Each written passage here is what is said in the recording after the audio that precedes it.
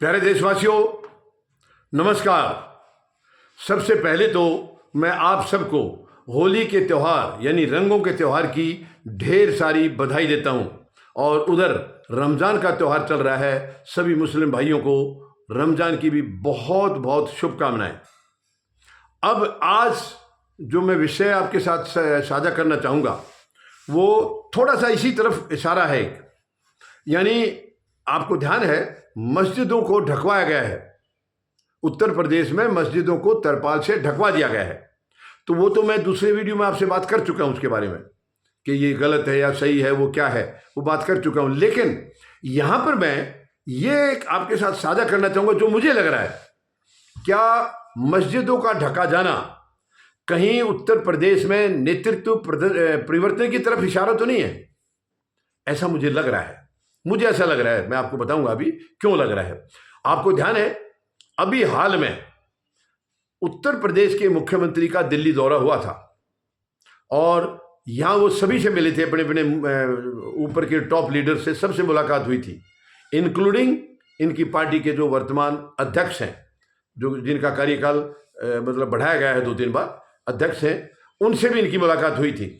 और कुछ उस बातचीत में कुछ इशारा ऐसा लगा है कि शायद यूपी में चेंज ऑफ गार्ड यानी नेतृत्व परिवर्तन जल्दी ही हो सकता है, ऐसा कुछ इशारा वहां से हुआ था। और अब देखिए यहां क्या होता है, ये दोनों डबल इंजन तो बोलते हैं मगर इनके दोनों इंजन खराब है। जहां जहां भी डबल इंजन है वो दोनों इंजन खराब है। इंजन के कोई फायदा नहीं होता है। मानसिकता सही होनी चाहिए, विचार सही होना चाहिए, आपकी नीयत और नीति सही होना चाहिए। इंजन से क्या है, इंजन तो खराब होगा तो और भी कोई रास्ता हो जाएगा या इंजन को रिपेयर कर लेंगे फटाफट, मगर नहीं, इनके इंजन शुरू से खराब ही हैं और खराब ही रहेंगे। अब ये जो इशारा हुआ है, अब उत्तर प्रदेश के जो मुख्यमंत्री हैं, इसमें कोई दो राय नहीं है, कुछ भी बोले, बड़ा इंजन कुछ भी बोले, छोटा इंजन कुछ भी बोले, लेकिन इसमें कोई दो राय नहीं है। प्रधानमंत्री महोदय का और उत्तर प्रदेश के मुख्यमंत्री का 36 का आंकड़ा है और इवन गृह मंत्री के साथ भी 36 का आंकड़ा है उनका। और जब इनके साथ 36 का है तो इनके जो राष्ट्रीय अध्यक्ष हैं उनके साथ क्यों नहीं होगा?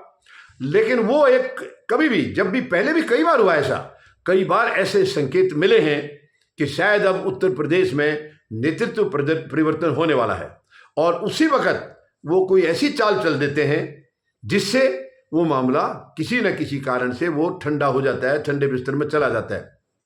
ये अभी भी ऐसा ही लग रहा है।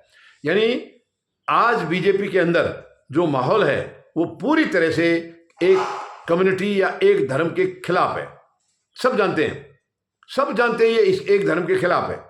आप मतलब मैं अभी नाम नहीं लेना चाह रहा हूं, लेकिन कितनी बार ऐसे मौके आपने खुद देखे टॉप लेवल से, कि इवन प्रधानमंत्री महोदय के लेवल से भी।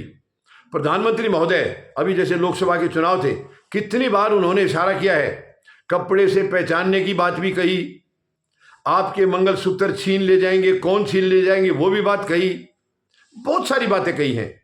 आपकी चीजें छीन करके, जमीनें और ये सब छीन करके किसी एक धर्म को दे दिया जाएगा, ऐसे बहुत सारे इशारे हैं जो कि शोभा नहीं देता है। कम से कम प्रधानमंत्री के पद को तो बहुत ही गौरवान्वित पद है और ये किसी दल का नहीं है, किसी एक दल का या एक पार्टी का नहीं है, ये देश का है, देश का। देखिए, मुख्यमंत्री एक राज्य का होता है, प्रधानमंत्री पूरे देश का है। वो किसी भी पार्टी से बिलोंग करता है। पार्टी का नाता वहीं तक था जब वो चुनाव जीत के उनका प्रधानमंत्री के तौर पर उनका चयन कर लिया गया, तब तक वो पार्टी का था। उसके बाद वो पार्टी के नहीं है। जैसे हमारा महामहिम राष्ट्रपति का पद है, उपराष्ट्रपति का पद है, ये सब राजनीति से ऊपर हैं, दल से, यानी कि इनकी जो पार्टी है उससे ऊपर है। तो प्रधानमंत्री का पद भी ऐसा ही है, वो भी पार्टी से ऊपर है। मगर अफसोस कि वर्तमान हमारे प्रधानमंत्री महोदय को इन चीजों से कोई फर्क पड़ता नहीं है, वो इन चीजों की तरफ कभी ध्यान देते नहीं है।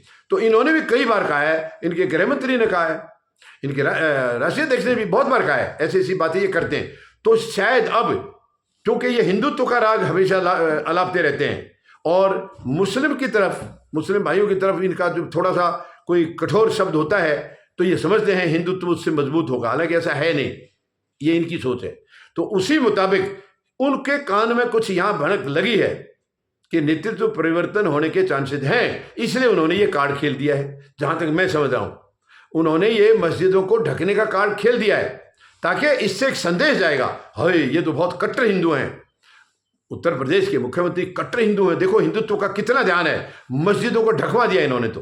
और वो नेतृत्व परिवर्तन की जो आवाज उठी थी या इशारा हुआ था, शायद वो इशारा अब ढीला हो जाएगा, ऐसे मुझे ऐसा लग रहा है। मुझे ऐसा लग रहा है कि शायद इसी कारण की वजह से मस्जिदों को तरपाल से ढकवाया गया है, अदरवाइज इसके अलावा और कोई कारण मुझे नजर नहीं आ रहा। ये तो दोनों त्यौहार एक साथ हो रहे, होली का त्यौहार भी मनाया जा रहा है, रंगों का त्यौहार है, उधर रमजान भी मनाया जा रहा है, तो फिर क्या दिक्कत है, सब मनाए झाट से। और आपने देखा होगा होली के त्यौहार को खुद मुस्लिम भाई आकर के मनाते हैं, रंग लगाते हैं, और रमजान में भी हिंदू भाई सब एक दूसरे से खुशियां मनाते हैं, बांटते हैं खुशियां, उनको बधाइयां देते हैं। और अब दोनों त्यौहार एक साथ हैं, तो क्या खतरा हो गया? क्या वो रंग दीवारों पर जाकर के लग जाएगा, उससे कोई खतरा हो रहा है क्या? ऐसा है तो ये उनकी सोच बहुत गलत है, गलत सोच है, ऐसा नहीं है। अगर ऐसा होता है मान लीजिए, तो क्या रंगों से ही दीवार खराब होंगी? क्या दीवार खराब केवल ये होली के जो रंग लगे उससे खराब होंगी? मान लीजिए मस्जिद में कोई फंक्शन चल रहा है, त्यौहार चल रहा है, मनाया जा रहा है, तो क्या उस वक्त और कोई कारण नहीं हो सकता है? यानी बारिश आ गई है, उसकी कीचड़, उसका रेत मिट्टी, ये भी तो लग सकता है दीवारों को। वो क्यों नहीं दिखाई दे रहा है? वो क्यों नहीं दिखाई दे रहा है इनको? क्या वो इनको नहीं मालूम पड़ना चाहिए? वो भी तो दिखना चाहिए। अगर दीवारों में मिट्टी लग रही है, उससे खराब हो रहा है, तभी इन्होंने तरपाल नहीं ढकवाए। अब क्या दिक्कत आ गई है? अब क्यों दिक्कत आ गई है? मस्जिदों को ढकवाने की नौबत अब क्यों आई है? तरपाल को ढकवाने की नौबत अब क्यों आई है? क्या कारण हो सकता है? ये बहुत अफसोस की बात है, बहुत ही तकलीफ की बात है, बहुत पीड़ा की बात है। ये मैं कंडम करता हूं इस बात को। ये प्रधानमंत्री महोदय जवाब दें, आखिर ऐसा क्यों किया जा रहा है, क्या वजह है? ये जरूर इसका जवाब दें। उम्मीद है प्रधानमंत्री महोदय अपने उत्तर प्रदेश के मुख्यमंत्री से बात करेंगे और बताएंगे कि आप जो नफरत फैलाना चाह रहे हैं, आपस में जो भाईचारे को कमजोर करना चाह रहे हैं, ये नीति गलत है। उम्मीद है जरूर बात करेंगे वो। धन्यवाद। जय जवान, जय किसान, जय हिंद।